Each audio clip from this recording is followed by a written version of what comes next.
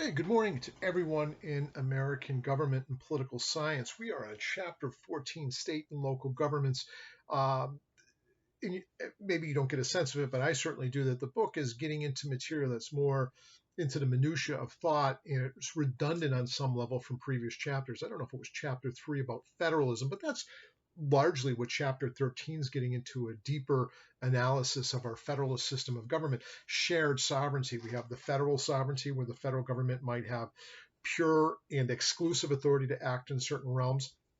Then there's shared authorities with the state, and then the state often gives certain powers of home rules to local communities or even county government, which is largely dead in Massachusetts. But for a long time in Massachusetts, we had segment, I think of it as like a layer cake, in the most significant, most powerful, because we know of the supremacy clause of the United States Constitution says federal law is supreme when there's a conflict.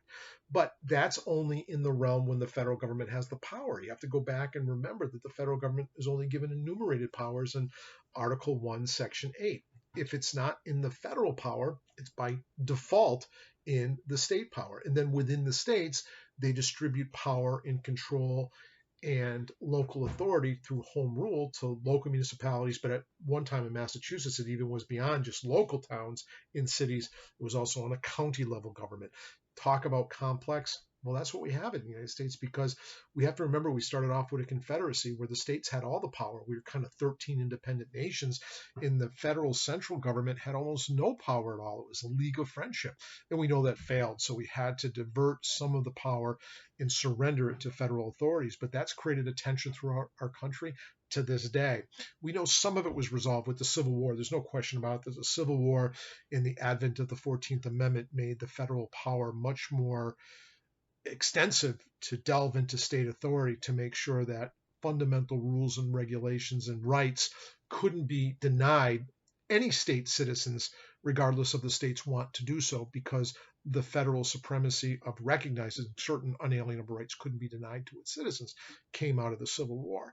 But we know we have these local rules and these complexities that come about. We talked about it in the third chapter. I think it's in this class, at least one student's doing um, his research on federalism, and there's some positives with federalism, because do we really expect our federal government to be responsive and understand the needs of our local community here in Gardner or in Sturbridge, where I am, or Brimfield, where I am right now? I'm in the line between Brimfield and Sturbridge.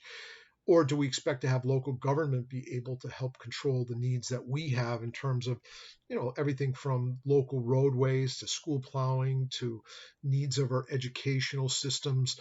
All of these things sometimes get trickled down to local levels, but sometimes they have permeations of federal control too. We know our schools have to meet certain federal standards under certain laws in order to get money. And I might as well dig in deeper as the chapter goes. So, state power and delegation. Under the Articles of Confederation, we know the balance was too far in favor of state authority. The states were all autonomous. They printed their own money. They had their own tariffs against other states, and with regard to foreign um, trade, very complicated. So we federalized a significant amount with the new United States Constitution that was adopted in 1789. Started in 1787, but ultimately got adopted in 1789. And we recognized some control had to be central, some had to be regional, and some had to be at the state level. Federal and state governments had managed to work out a sharing power throughout history. When they say work out, sometimes it was worked out with bayonets and bullets, and that's the Civil War. But we had other tensions even before that. We had the nullification crisis in the 1830s down in South Carolina over a federal tariff. We also had an act right in 1800 with Thomas Jefferson and James Madison arguing that the states of Kentucky and Virginia were not going to be bound to the Sedition and the Alien and Sedition Act, because the states could determine whether something was constitutional or not. We still have that tension today. We don't go to arms over it, hopefully, but there is this argument over federal control right now. And I shouldn't talk contemporaneous, because sometimes I like to link these videos up maybe for next year's class, next semester, to save myself some time. But one of the controversies brewing right now is the potential for some new federal gun legislation over gun control, safety. on the federal level, and some states are already arguing that we won't go along with it. We won't honor the state law. Well, the federal law, of course they have to. But the question is that's pushback. What has the federal government have control over, and what can states push back? And do we have differences in the different philosophical outlooks of different state governments and their purposes and what civic engagement means? Absolutely. And that's what creates the tensions within our society. So, um, the next is they do want you to know about this theory. I'm not a huge fan of theoretical political science, but that's what the science aspect of the course does come into play. This guy named Daniel Elizer's theory argues, based upon cultural values of early immigrants who settled in different regions of the country, the United States is made up of three component cultures: individualistic, moralistic, and traditionalistic. Each cultural views aspects of government and politics differently. I think there's some truth to that. There's no question there's regional differences in political outlook, whether it's small government, whether it's large, immersive government that participates in our daily lives on a greater level is definitely regionally, and even within regions. I mean, is Vermont's outlook on the role of government and how large their government interplay with its citizens different than Massachusetts? Oh yeah, I think it's definitely significant. And there is some argument that that's what creates migration between different states. People leave and are attracted to maybe other states, but they're also sometimes repelled by the policies and politics of the state from which they're in. And so that's about the political culture. We know it's very different. I would very much not want to live in certain states in the union because of the political culture being very different than what I'm in, although I'm often dissatisfied with the one I'm in. So we get that. Government, governors, and state legislatures. We almost, throughout the United States, that's the one thing in the federal Constitution that is dictated upon the states. All states must have a form of Republican government, meaning democratically elected representation in both the governorships and in the state legislatures.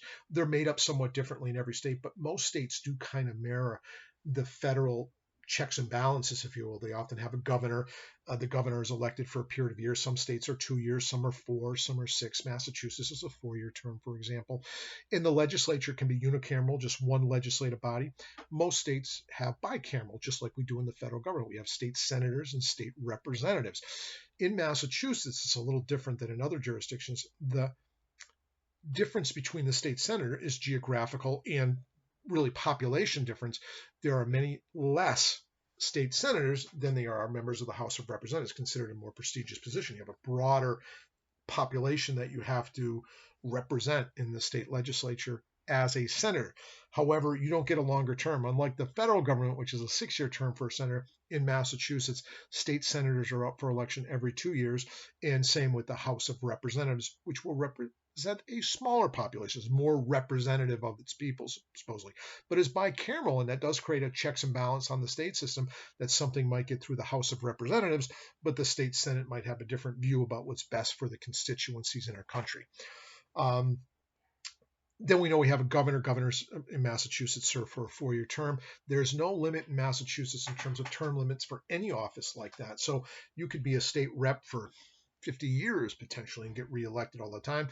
And governors can get reelected many, many times. Mike Dukakis, I think, did a term or 2 terms and then got thrown out and came back in another 2 terms. Right now, we're in a situation where Baker, who's fairly popular, he's been getting a little bit dinged over some controversies in the I don't want to say them because they're really just things that people are interested in, but overall he's a fairly popular governor. I think he'd actually have a very strong chance of winning re-election and get a 3rd term if he so wished. Many states don't like that. Many states try to put on, you can't do that federally. Federally, the Constitution dictates how long a member of the House of Representatives can serve, how long a U.S. Senator can serve, even though there's often push to change that. They'd have to change the Constitution. Same on the state level.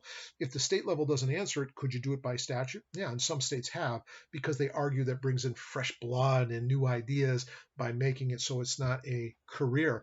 But there's some scientific evidence that by doing term limits, it doesn't really have the impact of creating a diverse set of candidates that necessarily run for office. And then we have the judiciary. Some states, the judiciary is actually elected. Massachusetts is very similar to the federal. It's not elected. It's appointed by the governor, but not approved by the state Senate. In order for a judge, clerk, magistrate, or any member of the judiciary to come into office, the governor selects them, but it's not with approval of the legislature. It's with approval of a special constitutional body that we have here in the state called the Governor's Council. It's one of the offices I toyed with doing for many, many times. Not that I necessarily win, but it's one of the few jobs it's one day a week, every Wednesday night, late afternoon. I can still keep the job teaching at the Mountain, even my law practice to some degree. So that office often appealed to me because I think I have a little knowledge about the judiciary at some level, and $38,000 a year for a part-time gig is not too bad. But those are the checks and balances we have in our own state systems, very similar to the federal system. Other states elect their judgeship. And that's one of the things, if we had a live class, sometimes I poll you guys, hey, should we elect these people? Because otherwise, it's kind of the insider's game. It's the people who come from established families and legal histories and and then have influence, and it's sort of a political plum. And so if you could be elected, it'd give an opportunity for the people to decide. But do we really want judges to be based upon popular sentiment? And then if you ran, what would you always have to run for? Whatever's popular. Yeah, for chopping people's arm off that do shoplifting. It's probably a very popular position. But do we really want that in judiciary, or do we want people to feel a sense of once you're appointed, you're there? In Massachusetts, it's not for life. It's till the age of 70, then you have to retire. But you can do callback part-time work if there's a need for judicial vacancies to be filled. But I like that. I like judges being able to have the courage of their conviction and recognition of what the rule of law demands, even if the outcome is unpopular. It shouldn't be about popularity. It should be about doing what the law dictates. And that's why I like the system we have, where once selected by the governor and approved by the Governor's Council, you serve pretty much for life, 70 years of age. Some people say, well, isn't that discriminatory? Yeah, it hasn't been challenged yet. I think that's pretty interesting. And it might be in the Constitution. And the Constitution can allow discrimination as long as it doesn't violate the federal Constitution. But I'm surprised some judge who might want to serve for a long time, beyond 70, might still have their mental wits about them. Arguably, that's age discrimination without showing just cause why. But I'm on a bit of a tangent. But you see the different levels on the states are very similar to the federal structure. But what do they control? Things within the state sphere of influence. Sometimes it can overlap with federal government. Sometimes it's exclusive from federal government. And they're often related to a term, unfortunately, called police powers. The reason why it's unfortunate when I hear the term police, I think it's about policing as police officers go to.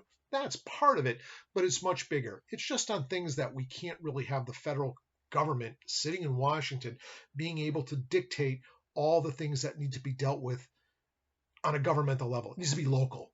And we often call that police powers. Things like education, health and welfare,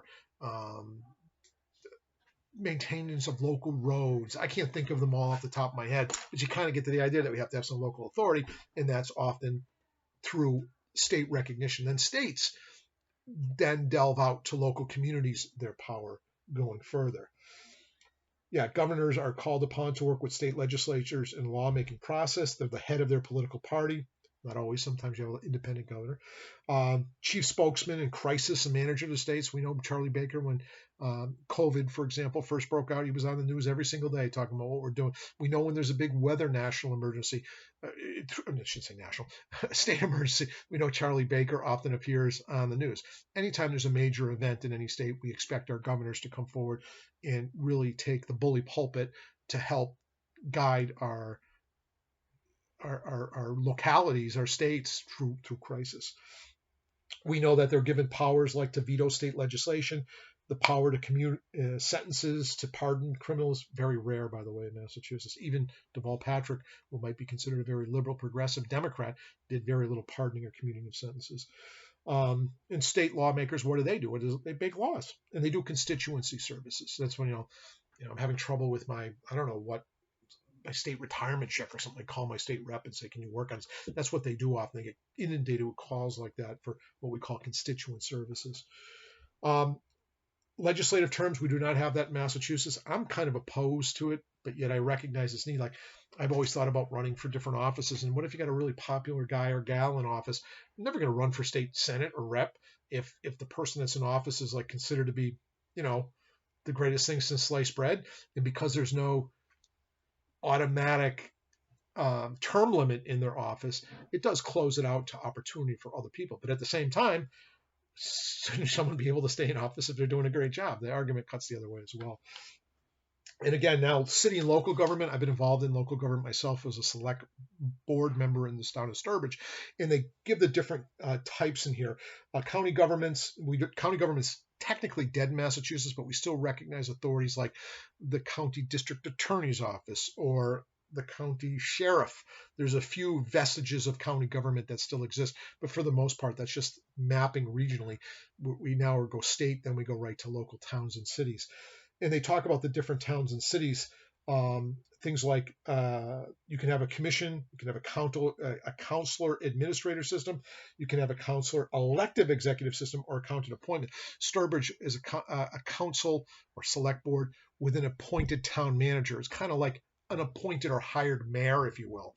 Other state like Gardner has an elected mayor, and they're fairly powerful, and a city councilor. In our town, it was the board of selectmen that had much of the power, because if we didn't like what the town manager was doing, we told him or her to do something else. We had a lot of control. Usually the inverse is true in the towns that have a mayor. The mayor has a lot of power, and the city councilor can reel them in through budgetary issues, and they're elected by the people within the community. Local government is very important because it can affect zoning issues.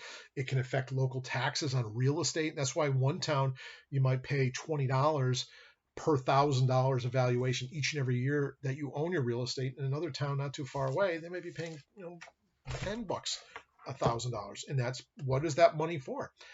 Most of it's for education, believe it or not. The public school system really takes a lot of the local budgets extensively, but it's also local police and fire. And that's the other thing too. If you're into criminal justice, I know I have several police officers in this class and other people that want to become police officers. Most of the laws that you're going to be enforcing aren't going to be local. There's not too many criminal bylaws in a town, but it's state. 95% of all, or more, of all criminal prosecution comes from state law, and that's why it's important to understand your state statutes and your state constitutional concepts, because they're going to come into play much more often than um, the federal ones. And that's why you have a saying, and it tends to be more serious because it crosses state lines to have an impact on interstate commerce in order for it to be a federal jurisdictional question. So sometimes when something called a big deal, they say, don't make a federal case out of it. It's because of that very reason. Federal jurisdiction is usually with much more serious ramifications for, the nation as a whole, as opposed to local municipalities or state government.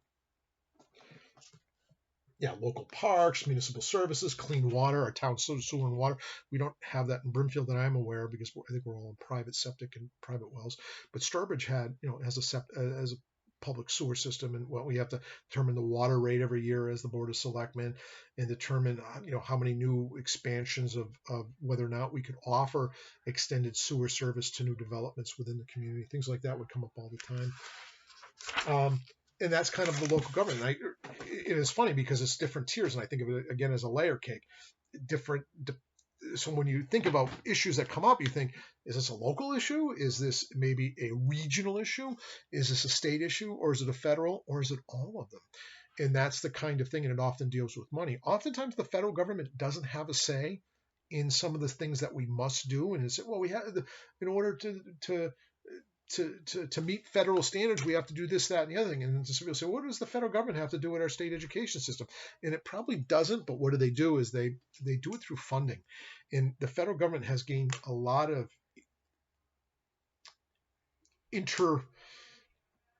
action and play in states that they wouldn't otherwise be ordained to do so under the federal constitution. But because the federal government's wealth through its income tax and other taxes, they have so much wealth to distribute that in order for you to get the money, and money talks, I'm telling you, if you want to be motivated to raise your drinking age, for example, up to 21, a lot of people say, well, the federal government doesn't have any say. That's right. But does every state in the union have a drinking age of 21? I believe it does. Why? Because they said if you don't, you're going to lose a lot of federal funding that we would give you for your roads and highways. And money talks, and that motivates school districts to implement certain things like standardized testing or certain curriculum standards, because they'll say, we'll withhold money otherwise that you wouldn't get. And some states try to go it on its own and say, well, we don't want it. And then the pressure usually develops where they say, well, we need it because it's expensive to run government. Government's huge. And that's some of the argument we have over politics, is how large should government be? I'm a fan of small government. I think government should largely leave people alone. But the reality is, and I'm a realist, come on. I mean, what am I supposed to have? No roads? My kids go to public schools. Well, the last two are still in public. They go to public colleges too, though. those are the kinds of things that I recognize that I still want government some involvement. I live in a very peaceful community, but if I lived in a dangerous community, I want police presence, I want security. And so there's a recognition you can't be total libertarian and say, I don't want any government at all, because there's a reality there that if we don't have any government at all, people on the public water and public sewer might be drinking poisonous waters, or their kids wouldn't be educated or safe at their schools. So there's a need for government at some level all the time. The tension is how big and how small do we get? And I'm in favor of a smaller, more efficient government and less intrusive. Other people say, government's there to help. I don't necessarily have that philosophy all the time, but people want to see expansive government in order to improve and sort of have a rising tide so that society as a whole gets improved. I don't know if government was ever meant to do that, but there's a philosophy that, well, even if it wasn't meant to do it, it's a good goal. Let's get government involved to improve people's lives on every level. I just don't know if that's the way I want it to go, but that's the different debates and philosophies and the different tiers we have, from the very local town of Brimfield or Sturbridge all the way up to the county of Worcester or Hamden. I'm right on the edge of both. And then we get up to the state level of Massachusetts. And then we get obviously the federal government. And sometimes all of them are intertwined, and sometimes it's very neat just to the local municipality. So, I mean, I just give you one example about how something so local had nothing to do with federal government, but how the state was a little tied in. There was some land in Sturbridge. I just moved to Brimfield from Sturbridge, their neighboring communities. But in Sturbridge, I was still a resident of Sturbridge at the time this happened. There was some beautiful, beautiful land, about 200 acres, hilly, gorgeous vistas. It was an old farm. And it was going to be, the owner of it had it in something called Chapter 61, and it was basically they get a reduced tax bill to basically keep it in a state of non-development. It just basically stays as open space. Well, now that term was coming up, and the person said, I'm not going to farm anymore. I'm going to sell it. But they wanted to give the town the right of first refusal. You can buy it first, and this is how much I want, or I can get that privately easily. Well, the town couldn't come up with that much money, but we got a state grant that said the state would pay half the price of that land if the town paid the other half. And a lot of people that like open space and walking trails, other people wanted to turn it into soccer fields for kids. But there's a lot of debate about what to do with it once the town bought it, if the town was going to buy it. But there, some of the local control went down to the people directly. That's where pure democracy still resides. And under our town charter, that's what you look to. You look to the Constitution. Every town has a town charter. That's the town's constitution. Then on the state level, we have a state constitution. On the federal level, we have the federal constitution. Then we have statutes that hopefully comply with those criteria. In our Sturbridge town, there's a town charter that any kind of expenditure to purchase land like that had to go to town warrant, meaning that the Board of Selectmen can make a recommendation, but the power didn't rest in the Board of Selectmen or in the town manager. Power rested directly in the people. So it had to go to town meeting, and it required a 2/3 vote for that kind of expenditure. And we vote right in public, and you have to raise your hand with a little card that, your color, red or whatever, you vote in favor, or blue, you're against, or whatever. They didn't vote at the same time, thank God, because the confusion, it was immense. And we voted on it, and it was something like, I don't know, we needed 66%, and we got like 62% in favor to buy the land. And I remember the outrage, and I remember some people said, well, I'm going to go to my state legislature and see if the state's going to do it. And I'm like, I don't think the state's going to buy the land, but they tried. And now there are a bunch of McMansions are going up there. The town did not buy it for open space or other purposes. It's now being sold in, I don't know, 3 or 4 acre lots, and these very huge homes are being developed up there. And some people love it, other people hate it, but that's politics. And generally speaking, the majority get to rule, and the only protection for the minority or the unpopular position are the fundamental rights found in our town charters, our state constitutions, and our federal constitution. I was kind of all over the place. Chapter does a good job. I think a lot of people find Chapter 14 very boring, state and local government, but it's important to recognize we live in a diversified power structure under federalism. There's different sovereign powers under different circumstances. You need to know who you have to answer to, or maybe multiple entities of power that might have a certain say in things. Hope that was a little bit decent. It was relatively short. Be well. I don't know how much more we're going to do for the semester because we're running out of time. And I think the semester is getting a little bit, in terms of the content of the book, less significant than the earlier chapters. So at least this is chapter 14. Be well.